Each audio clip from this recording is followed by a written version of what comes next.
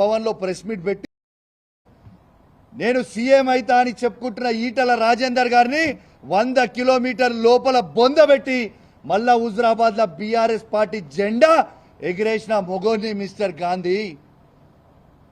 నీలాగా పూటకొక పార్టీ పూటకో నిమిషం మారే బ్రోకర్వి నువ్వు. ఇలా కంచెలేసి ఇలా మీరు నన్ను ఆపిర్రు, పర్వాలేదు. యావత్ తెలంగాణ ప్రజలు మొత్తం కూడా చూస్తూ ఉన్నారు. ఇలా మీరు బీఆర్ఎస్ పార్టీయా కాదా అనేది మొత్తం ప్రజలు చూస్తూ ఉన్నారు. మీరు వాడే భాష షేర్లింగంపల్లి ప్రజలు మొత్తం కూడా చూస్తూ ఉన్నారు. ఇంకోటి కూడా చెప్తున్నా మిస్టర్ గాంధీ గారు, నేను ప్యూర్ తెలంగాణ గడ్డ మీద పుట్టిన బిడ్డని. ఏడు నుంచో వచ్చి మా గడ్డ మీద కూర్చొని నువ్వు సవాల్ విసురితే చూసుకుంటా ఊకోనికే ఇక్కడ భయపడతాం అనుకున్నావా ఏంది బిడ్డ? ఇవాళ కేసీఆర్ గారి నాయకత్వంలో నిన్న నేను పొద్దున్నే కేటీఆర్ గారితో హరీష్ రావు గారితో ఫోన్ మాట్లాడి పర్మిషన్ తీసుకొనే మరీ చెప్తా ఉన్నాను. రేపు పొద్దున 11 గంటలకి మా మేడ్చల్ జిల్లా పార్టీ ఆఫీస్ శంబీర్పూర్ రాజు గారి నాయకత్వంలో ఆడి నుంచి మేమందరం కలిసి వేలాది మంది కార్యకర్తలు అందరం కూడా మన బీఆర్ఎస్ పార్టీ ఎమ్మెల్యే గాంధీ గారి ఇంటికి పోదామని చెప్పి సందర్భంగా తెలియజేస్తా ఉన్నాను.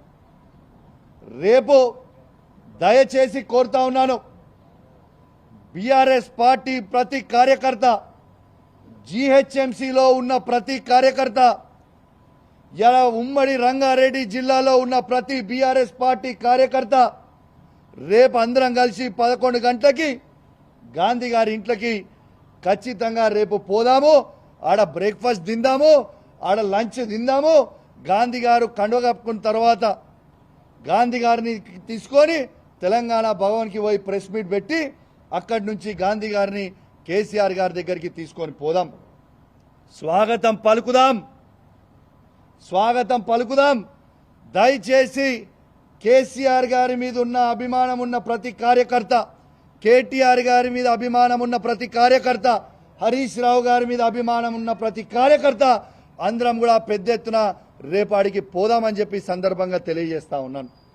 రేపు 11 గంటలకి ఖచ్చితంగా 11 o'clockకి మేము రేపు శంబూర్పూర్ రాజు మన మేడ్చల్ పార్టీ ఆఫీస్ దగ్గర నుంచి స్టార్ట్ అవుతాం. ఆయన ఇల్లు అదే జిల్లా కిందికి వస్తుంది, ఆడికే పోదాం. ఆడి నుంచి అందరం కలిసి ఆ ఇంటికి పోయి స్వాగతం పలుకుదాం. మళ్ళీ ఏమంటాడు, బీఆర్ఎస్ పార్టీతో ఆయనకు పంచాయతీ కాదట, కౌశిక్ రెడ్డితోనే ఆయనకు పంచాయతీ అట. నీకు నాకేమైనా భూమి తగాదాలు ఉన్నాయా? నీకు నాకేమైనా అన్నదమ్ముల పంచాయతీలు ఉన్నాయా? ఎస్, నేను అడిగింది ఏంది, నువ్వు చెప్పే జవాబేంటిది, నువ్వు మాట్లాడేది ఏంటిది? నిర్సిగ్గుగా నిర్లజ్జగా నువ్వు మాట్లాడే మాటలు యావత్ తెలంగాణ ప్రజలు మొత్తం కూడా వింటా ఉన్నారు. అసలు నువ్వు బీఆర్ఎస్ బీఫామ్ మీద గెలిచి కాంగ్రెస్